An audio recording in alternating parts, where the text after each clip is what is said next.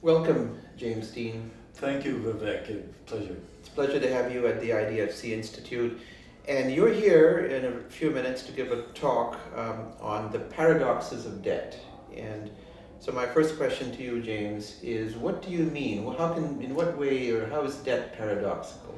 Well, if you think about it, debt is either useful or not useful, or to be more dramatic, it's a noble notion if you're borrowing for good purpose. It's an ignoble notion if it goes bad, and then the creditor, of course, becomes the bad guy, and he's oppressing you. You're the debtor, I'm oppressing you because you owe me money, and then the whole world turns against me because I'm a bad guy who's trying to collect the debt. So as in, say, Germany and Greece, to pick an As example. in Germany and Greece, and I'm glad you said that, because we have a very modern example of a country that in the eyes of many, behaved badly, leading Europe through a process that put pressure on Greece to repay every last penny. And the Greeks then said, no, we can't, and they say, yes, you can. What you must do is cut back on all that's near and dear to you, pensions and so on, which may have been overblown. But the upshot of this so-called austerity that was imposed by Western Europe, led by Germany, was to create enormous unemployment, 25% unemployment, 50% youth unemployment, which cannot help but be bad for a country. And so the paradox is that if a creditor tries to squeeze a country and force it to repay, it will not result in repayment, rather it will result in a decline in the ability to pay. And paradoxically, will make it more difficult for your paradoxically will make it more debtor difficult. And so that's a paradox of debt, that you can't have debt contracts without some sort of enforceability contract, right? You must say to the debtor, you must sign a piece of paper saying that you must do this, that, and the other. But if the debtor runs into serious trouble, then paradoxically, if you try too hard, you won't get your debt back. Now, let me ask you a question just to follow up from that, James, which is, as you know, there's a debate about this, and we both have friends who are sort of on the other side of it, if you like, on the German side of the equation. And people who are on that side of it will point to things like moral hazard problems. Yes. Do you think that's just sort of an overblown consideration? I mean, should we worry about moral hazard? I think historically, and including recent history, we have found that the concerns about moral hazard are overblown. That if instead you give countries time to pay, more time to pay, or better still, write off part of the debt, they will revive and they will more than repay in the future. So I think moral hazard is overblown, and I think what really happened in Europe was that the health of very big German and French banks, and other banks as well, but big European banks, was threatened.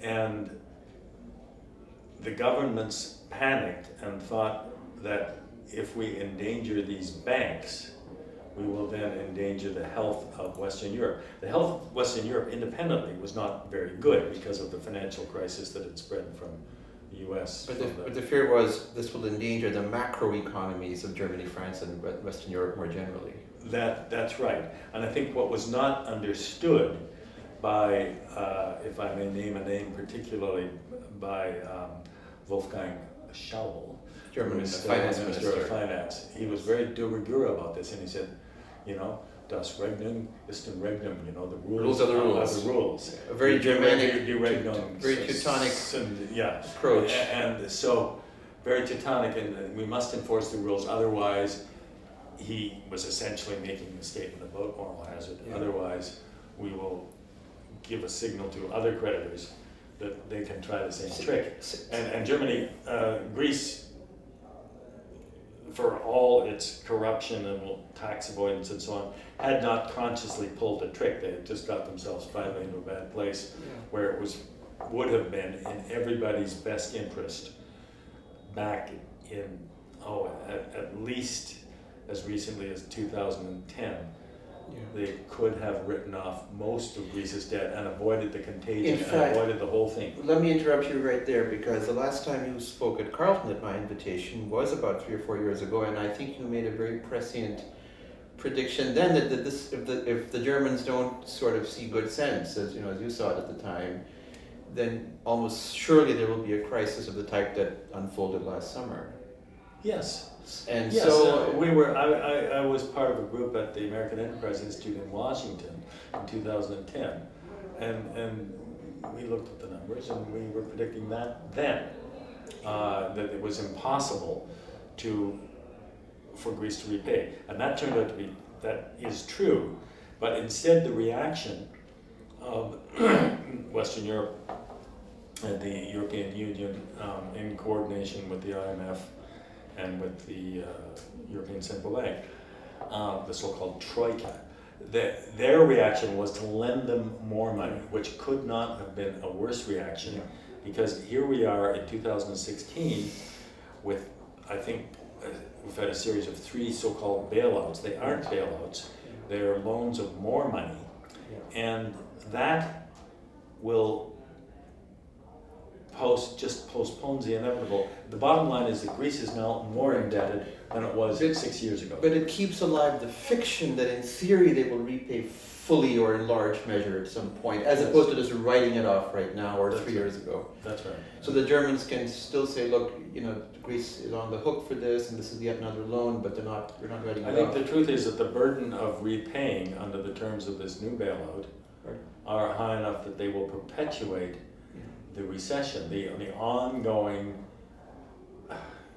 6 years of something like a 25% decline of GDP and no sign of a turnaround. And let's not forget, I think this is again a point that has been raised both by you and a few other commentators, the potential for social upheaval when you have such a high unemployment rate. It is actually quite a scary prospect. I mean, of sort of young men roaming around. Yes, it's not just that a lot of hardship has been imposed on Greece. There are externalities. One externality is just what you talked about, the blood in the streets. Another externality is in the future, and that is the young people, the best young people are leaving Greece, and so you will have a future led by people who were unemployed for 6 or 10 years. The loss of human capital. And the third externality is, of course, the spread to the rest of Europe. And also, there is the contagion, not just in terms of economics, but in terms of politics. So you, again, as a stylized, tell me if you agree, when you're going through this kind of crisis, you tend to get a polarization of the polity. You get sort of far left politics and far right politics. And Greece is... That's another one, yes, that's right. And so it's really... It kills centrist politics. It kills centrist policies. So now we have a far left government, which has moved, for pragmatic reasons, a little bit to the center. Yeah. But there's also, in fact, they were in coalition with a far right group, which is again one of these. Which is a paradox. Another paradox that you see in places that you have these peculiar, strange bedfellows, far left and far right parties with the center decimated or and not to move too far afield. We're seeing this in Germany, and we're seeing it in France, which doesn't exactly have a debt crisis, but has something very close to it. Well, they're in a state of macroeconomic malaise. Yes, to be sure. Yes. And so the range of, but since you raised what Wolfgang Schäuble said about the rules have to be the rules, can you speak for a moment about the historical and cultural dimension? I mean, Germany, a country, people, if not themselves, their parents or grandparents lived through the great hyperinflation, after the harsh Weimar peace treaty, the Versailles peace treaty, and the Weimar Republic saw hyperinflation, the rise of the Nazis on the back of the sort of the impoverishment, pauperization of the middle classes.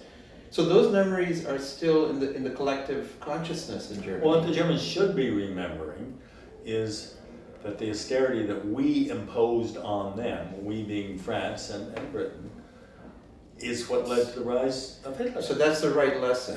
Yes, but this generation, even Schauble, is too young to remember that, and he knows that, of course. But the lesson they've drawn is that fiscal rectitude and austerity and monetary rectitude of never running inflation.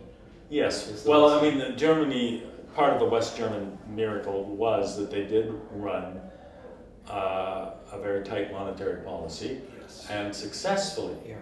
But not just because they ran tight monetary policy. It was everything else was they had enormous idle resources and destroyed capital to rebuild.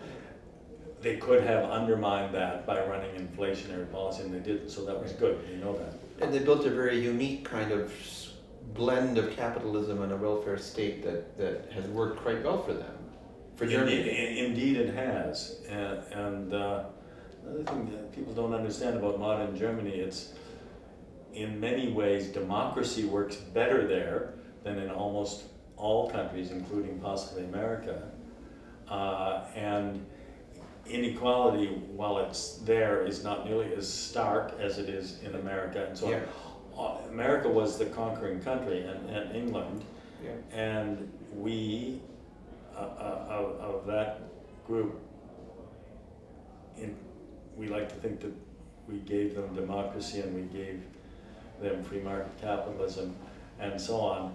But and I guess part of our heritage was the so-called welfare state and so on. But they have developed it to an extent which it doesn't conflict somehow politically or with the thriving of capitalism. They've done a very good job. And ironically, I don't know if this is paradoxical, but as we're coming to the end of our time, the other paradox that's sort of the British mixed economy model didn't fare as well in the long run as the German model. I mean, Britain had to rethink everything. Well, Britain, that's right, and Britain is a little bit like America, not so extreme, but it is polarized, and so they switched from far left labor to new labor, and now to right, but then people don't quite want that, and so on. And America, of course, as everybody knows, is totally schizophrenic on this.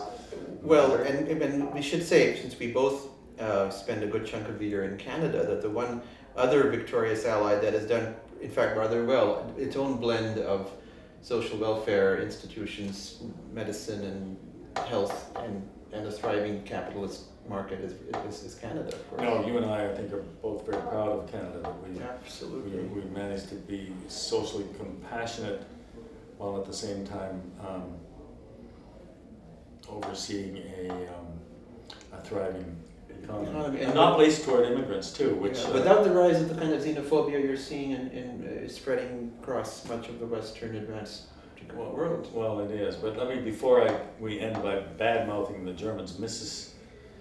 Merkel has redeemed herself. I mean, she backed her finance minister on the austerity issue, but she has done something very, very bold, and only time will tell. On the refugee issue. She certainly has. I mean, she's shown an example to the world. I mean, the Republican so-called candidates for the U.S. presidency are accusing Obama of even considering bringing in 10,000 Syrian refugees. Meanwhile, Germany's taken we'll take in 1 million easily. They've committed themselves to 500,000 a year, and they've brought in more than 500,000. But they are taking a risk, and they're taking a risk. That with mostly a bunch of people who want to work hard and settle in Germany, or there will be some people of some other elements that get into the mix as well. So they certainly have taken a bold gamble, Mrs. Merkel. They certainly have, and coming back to Canada, we've committed ourselves to 25,000 this year and probably 35 next year. Yeah.